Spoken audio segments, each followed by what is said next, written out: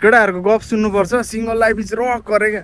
त्यस्तो केही पनि होइन क्या, केटीले नहेरेर हो अलिक राम्री केटीले मेसेज पठाओस् त भोलिपल्ट मेरो प्रिय मेरो सबै थोक भन्दै फेसबुकमा स्टोरी हालिराखेको हुन्छ।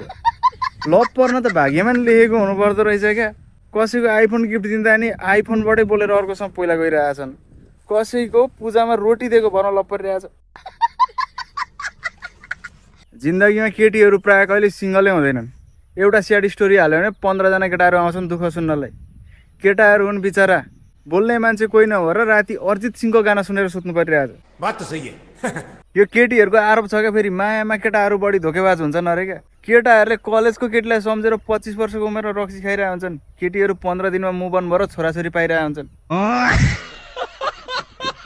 मेरो भगवान्सँग एउटै प्रार्थना छ क्या, बरु ढिलो देऊ दुईटा देऊ, तर यो बोयफ्रेन्ड हुँदाहुँदै म सिङ्गल छु भन्ने केटी चाहिँ शत्रुलाई नि नदेऊ क्या। केटाहरू सिङ्गल छु भनेर दुःख मान्छन् क्या, किन दुःख मान्नु क्या। घामलाई हेर एक्लै छ त्यही भएर चम्किरहेछ। यसको गर्लफ्रेन्ड हो भने दिउँसो कहाँ हिँडे गरेर थर्काउँथ्यो यसलाई।